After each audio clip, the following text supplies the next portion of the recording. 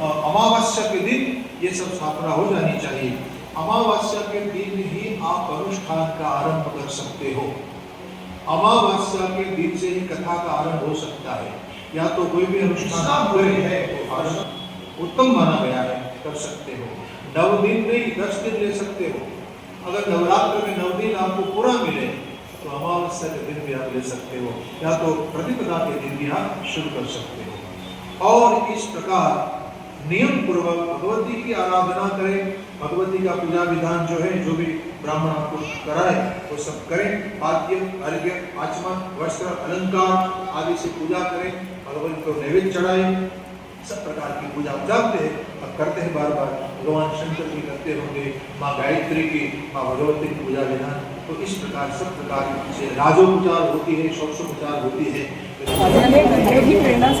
साथ में हर रोज एक कन्या का पूजन करना है।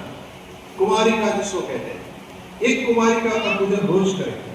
पहले दिन एक दूसरा भाव में आपको बताऊं, पहले दिन 1, दूसरे दिन 2, तीसरे दिन 3, चौथे दिन 4, ये भी हो सकता है। इस प्रकार भी आप कुमारिका का पूजन कर सकते हैं। अथवा तो 9वें दिन आप 9 कुमारिका को एक साथ पूज सकते हैं, उसकी पूजा करनी चाहिए। तो कुमारिका पूजन की नवरात्र विधान में बहुत बड़ी महिमा बताई है। आप नवरात्रि का कोई भी अनुष्ठान करें, लेकिन कुमारिका पूजा न करें तो आपको पूर्ण फल नहीं मिलेगा। कुमारिका साक्षात जगदम्बा का स्वरूप मानी गई है। अब ये कुमारिका का पूजन करने का नियम क्या है, जरा सुन लीजिए। 1 वर्षान कर्तव्या कन्या पूजा विधो नृपं परमदनादु भोगानां गंधादीनां चुबालिका। 1 वर्ष की कन्या का पूजन नहीं होना चाहिए। 2 वर्ष से आरंभ करें। 2 वर्ष की, 3 वर्ष की, 4 वर्ष की, 5, 6, 7, 8, 9 और 10 वर्ष तक की कन्या की पूजा यानी 9 कुमारिका ऐसे आप पूजन कर सकते हो। और जितने वर्ष की है उनका बिलग नाम है। यहाँ 2 वर्ष की वो कुमारी है, 3 वर्ष की त्रिमूर्ति मानी जाती है, 4 वर्ष की जो हो उसको कल्याणी कहते हैं, 5 वर्ष की हो उसको रोहिणी नाम दिया गया, 6 वर्ष की को काली कहते हैं, 7 वर्ष की कन्या की पूजा करे वो चंडिका है, 8 वर्ष की संभवी है, 9 वर्ष की दुर्गा है, और 10 वर्ष की कन्या जो 9वीं कन्या है उसको सुभद्रा कहा है, उसका नाम ही सुभद्रा। तो एक कुमारिका की पूजा करने से क्या फल मिलेगा आपको, ये भी बताएं यहाँ पर। तो कुमारिका तुषा प्रोक्ता, कुमारिका की जो पूजा करता है 1 वर्ष 2 वर्ष की, उसका दुख और दारिद्र्य मिट जाता है, वो 2 वर्ष की मानी गई है। फिर त्रिमूर्ति की जो पूजा करेगा उसके यहाँ स्त्री वर्ग का फल मिलेगा आपको। त्रिवर्ग का फल यानी धर्म अर्थ काम मोक्ष चारों पुरुषार्थ सिद्ध हो जाएंगे, सब फल मिलेगा, धन धान्य आदि मिलेगा, पुत्र पुत्र आदि सबकी वृद्धि हो जाएगी। फिर आई त्रिमूर्ति के पश्चात कल्याणी की पूजा जो करेगा, अगर विद्यार्थी हो तो विद्या मिलेगी, विजय चाहते तो विजय मिलेगा, राज चाहते तो राज मिलेगा, सब प्रकार का सुख मिलेगा। तो कल्याणी सर्वकामदान है, सर्वकामदा है कल्याणी। तो कल्याणी वो 4 वर्ष की है। फिर रोहिणी नाम यानी 5 वर्ष की जो रोहिणी है, रोहिणी की जो पूजा करेगा वो सब शत्रुओं को मिटा देगा, सब प्रकार के शत्रु उनके नष्ट हो जाएंगे। उसके पश्चात कालिका की जो पूजा करेगा वो ऐश्वर्य देगी, धन देगी और शत्रु नाश भी करेगी। फिर चंडिका की पूजा भी ऐश्वर्य धनदात्री है और आंतरिक शत्रु जो काम क्रोध लोभ मोह आदि है उसको मार देती है।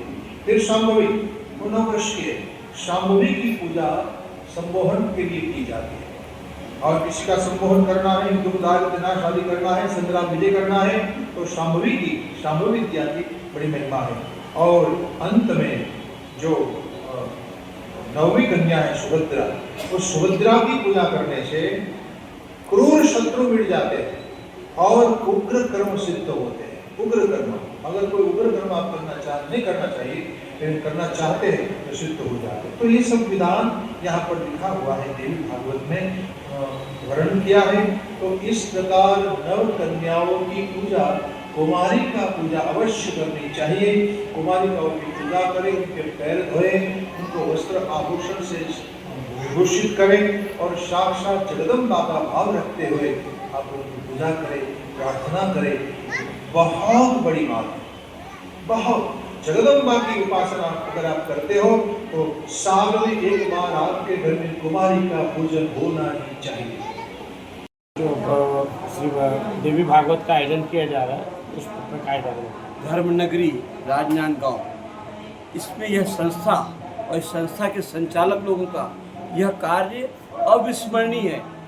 आज की सबसे बड़ी जरूरत है संस्कार का बीजारोपण करना। इसके लिए गायत्री परिवार ने जो शुरू से, आज से नहीं शुरू से दिया है, उसका कोई भी पूर्ण नहीं हो सकता। उसके साथ में इस आयोजन में जो सहभागिता लोकल के महेश्वरी सभा ने की है वो भी बहुत उत्कृष्ट है, वंदनीय है। इतने सुंदर वक्ता का आयोजन और ऐसी मूल भावना देवी भागवत, सामान्यतः भागवत की राय ज़्यादा होती है, देवी भागवत का जो प्रकाश है, जिन बातों को उन्होंने आज कहा है कि भाई नाम स्मरण, मानसिक सेवा का जो चित्रण किया है, उस चित्रण को थोड़ा भी आदमी समझे तो उसका जीवन कृतार्थ होगा।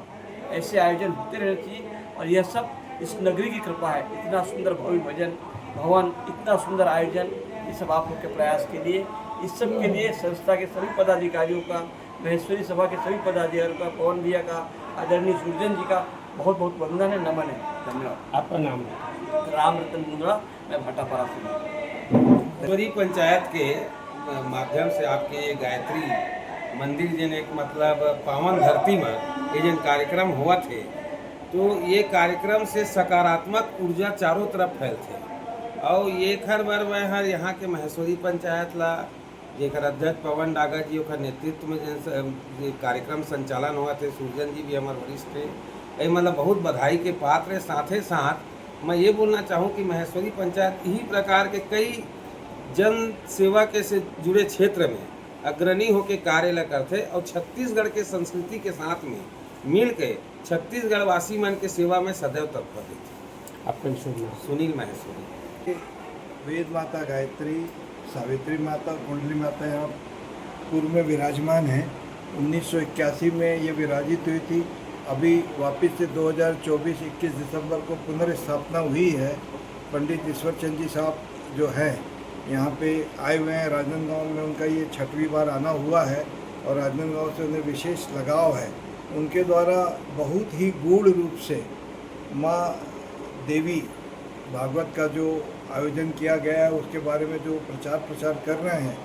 और इस प्रांगण में, देवी के इस प्रांगण में जहाँ पंडित श्री राम शर्मा आचार्य और माता भगवती देवी शर्मा की सूक्ष्म उपस्थिति में ये कार्यक्रम हो रहा है और अद्भुत कार्यक्रम है। प्रथम बार हो रहा है। संस्कार धानी राजनांदगांव का ये सौभाग्य है और माहेश्वरी समाज का ये ज़्यादा सौभाग्य है कि माहेश्वरी समाज ऐसे धार्मिक कार्यक्रमों को करता है। हमें हमारे अध्यक्ष पवन जी डागा पर नाज है जिनके द्वारा इस तरह के कार्यक्रम उठाए जाते हैं और कार्यक्रम किया जाता है। हम सभी जनता से विनती करते हैं कि ज़्यादा से ज़्यादा मात्रा में आकर इसका सौभाग्य प्राप्त करें और यहाँ पर जो वेद माता गायत्री की ऊर्जा है और पंडित जी के मुखारविंद से निकले हुए प्रवचन का जो ऊर्जा है उसे वो यहाँ आकर महसूस करें, ग्रहण करें और अपने जीवन को सफल करें। आपका शुभ नाम? मेरा नाम ब्रिज किशोर सुरजन, ट्रस्टी गायत्री परिवार।